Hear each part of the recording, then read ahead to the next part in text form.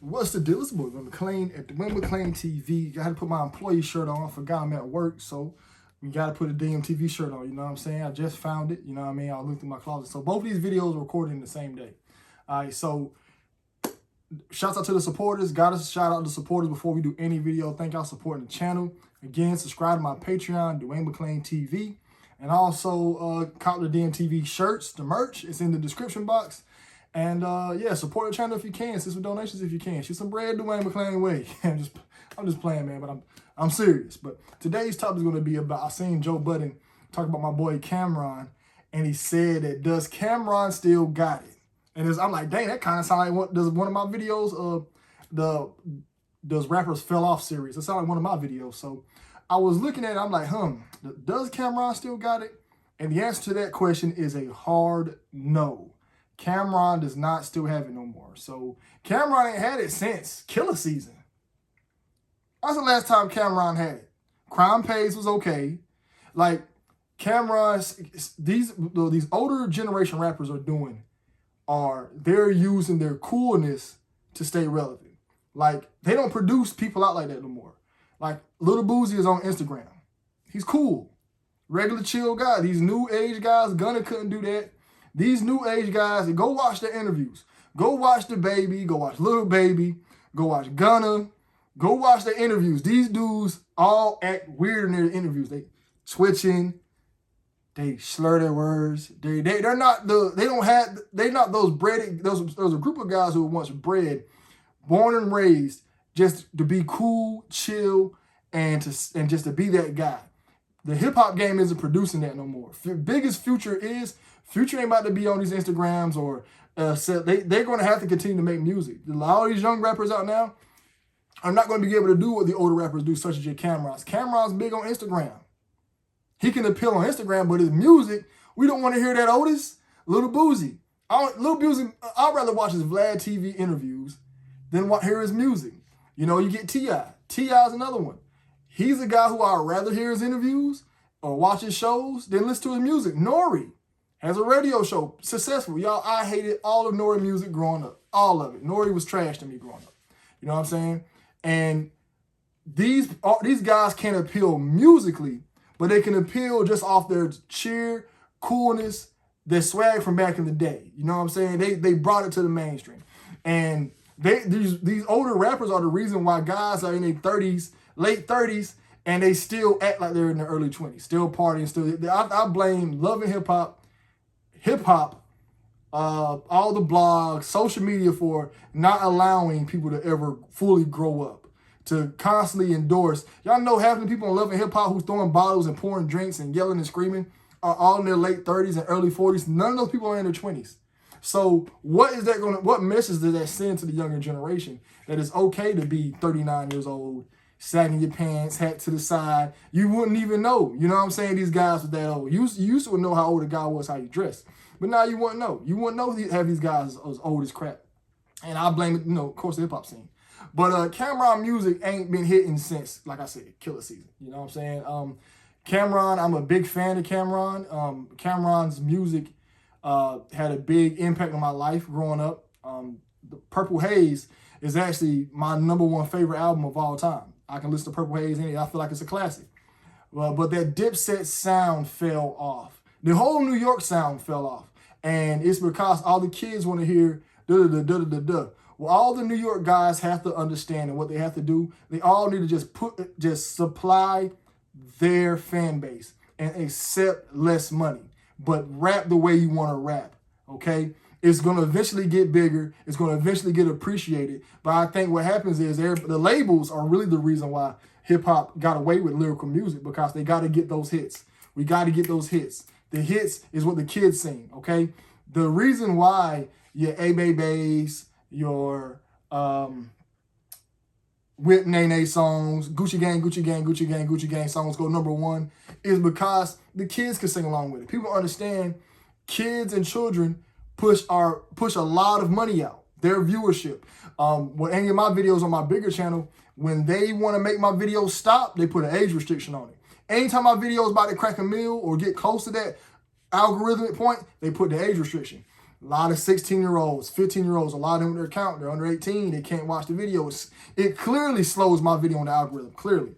So they know the kids ride it. That's why the label wants mediocre, ABC, quick songs, hits. And the New York guys was harder for them to do that. Dipset, they only had one hit. Let's be real. Old Boy was really their only hit. Their only radio hit. When I seen Dipset versus the Lox, I knew they was going to lose. You know, the Lox doesn't have too many hits. I knew that they were going to lose simply because their biggest record is Old Boy. You had to listen to the albums and actually had to be part of that movement. Most of the guys in the Dipset movement moved on. You know what I'm saying? And their music didn't age well. You go back and listen to Dipset music now, you listen to it and you're like, it doesn't really sound the same. You know, it didn't give me that feel back then. The Lox, a lot of their music hasn't lost it, you know. And the same thing with Camron. Another thing with Camron, his voice sounds different. He doesn't have that young, he has that groggy, graspy voice now, so his lyrics doesn't hit the same, you know. And he doesn't have that swag. You can tell he slowed down. He lost his bounce. Camron used to have the swag, command the room. He gotten older, so he doesn't appeal as much. So, of course, the hairline getting back. People, and then you trying to look young and stuff. People don't want to see that. And then, so the music's not hitting. The appeal ain't hitting. Yeah, you on Instagram, you fresh. All the celebrities are blowing up on Instagram. It's their second job right now because they know their music is not going to sell. Camron can do a tour. We'll all go see him as far as the older fans. But in order to keep up in this game, hip-hop is a young man's game. That's why when guys get to their mid-30s, they kind of start feeling like my time's running out. Even though 2 Chainz blew up in his late 30s, but he lied about his age in a few magazines. He didn't let nobody know he was 40. When 2 Chainz came back as 2 Chainz, he was 39 years old. He was old as crap, but he didn't let the world know that because he knows as soon as you tell your age, it starts dying down. And I'm glad it's kind of going away some. You still see Jay-Z recording. I really hate that hip-hop is like that, you know, and I see it's going away some where we're not so much focused on their age. J. Cole is 38, 36. You know what I'm saying? But like I said, he still can appeal to a younger crowd. You got to be able to make those style of songs. The Migos, when the Migos came, it destroyed hip-hop. And you've seen a lot of guys' careers get shut down. That's why Jeezy couldn't make it. When the Migos came and changed the sound, like the Migos dropped acid into the dope. You know what I'm saying? Like, so you had a blunt, right? And you put in all types of different stuff in it. They dropped acid in it. They dropped an ingredient into the game that changed the entire way it looks. Everybody had to speed up their music. If you're a rapper who raps slow your whole life, you're not going to be able to keep up with the day's times of music. All the songs are fast. Think about the song The Box. I just put a lick on the box. I just put a stick on the box. Has Camron ever rapped like that in a day in his life? Never. You know, if either you're going, and that's why when Gucci Mane came back, he didn't rap none of his hooks. All the Gucci Mane hits now are somebody singing the hook. Drake's on the hook. Bruno Mars on the hook. These rappers know they can't keep up. And if you can't keep up, you're going to fade out. And that's what happened with Camron musically. So I feel like personally, I ain't listening to Purple Haze 2. It was trash to me. Purple Haze 2 was terrible. I didn't like it. Ever since, like I said, after Killer Season, I fell off Camron. I ain't listening to no Dipset. If I listen to Dipset, it's Killer Season. It's 2007 and back. Diplomatic Community 1, Diplomatic Community 2, Purple Haze, Camron, Take Me Home, Jim Jones, one of his albums. They had a few good albums and they had their run, but people got to understand this. And I want all my viewers to understand this. Your life, you're going to have your run, and when it's over, it's time to go on to different ventures. You know, I got my run on YouTube, and I'm trying to run this bad boy up till I get to a good spot, and then I'm going to have to let it go. I'm going to have to do radio, and then you have to be comfortable with your fan base. If you are somebody doing this, once you get to here, be comfortable here. Just please the ones that's under. So once I get up, say I get to 100 grand, I get there, and that's my peak. I have to keep everybody who's around happy. You know what I'm saying? And just be comfortable with it. You're going to have to fade out eventually. So I think that's what happened with Camron. New York music style fade out. He got old. His voice got groggy. Hairline got pushed back. He wasn't that cool guy no more. Like I said, he can peel on Instagram because it's Instagram. Anybody can make it on Instagram. You know what I'm saying? That's probably one of my least favorite.